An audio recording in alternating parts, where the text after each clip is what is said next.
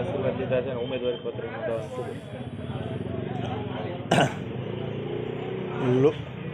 લોકસભાની ચૂંટણીના પડઘમ વાગ્યા છે ને લોકશાહી ખુદ ખતરામાં છે ત્યારે આ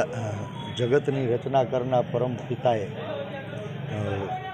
જગતના સૌ લોકોના કલ્યાણ માટે,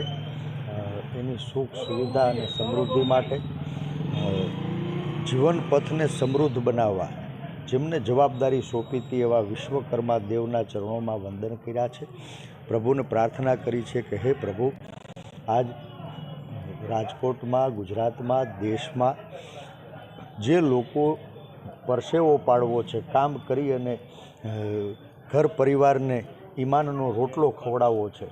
આવા કેટલાય લોકોની ઘરે 2 ટાઈમ ચૂલો કેમ સળગશે એ સમસ્યા સતાવી રહી છે.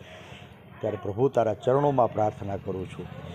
કે તું શક્તિ આપ, એવી વ્યવસ્થા બનાવવાની શક્તિ આપ, એવી વ્યવસ્થા જે પરસેવો પાડનારા લોકોને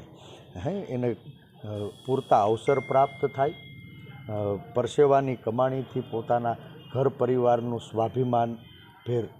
ભરણ પોષણ કરી શકે, એનું ગુજરાન ચલાવી શકે, એવી વ્યવસ્થા પેદા કરવામાં તે વિશ્વકર્મા દેવને મેં વિનંતી કરી છે, પ્રાર્થના કરી છે. આજ રાષ્ટ્રપિતા મહાત્મા ગાંધી, જેણે આ દેશના લોકોને આઝાદી અપાવવા માટે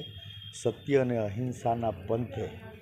સમાનતા અને સદભાવનાના પાયા ઉપર આ દેશને વિવિધતાની અંદર એકતાના ગુલદસ્તામાં ગૂંથવાનું કામ કર્યું હતું, ત્યારે પરમપિતા રાષ્ટ્રપિતા મહાત્મા ગાંધીજી એને વંદન કરીને એમના રસ્તે ફરી પાછા દેશમાં દરેક વ્યક્તિ સત્ય અને અહિંસાના માર્ગે, સમાનતા અને સદભાવનાના પાયાને વધુ સશક્ત કરે, મારા ભારતને વિશ્વની અંદર મહાન બનાવવા માટે, સરકારમાં બેઠેલા લોકોના અહંકારને ઓગાળવા માટે, જન જનના સ્વાભિમાનની રક્ષા માટે રાષ્ટ્રપિતા મહાત્મા ગાંધીજીના આશીર્વાદ લીધા.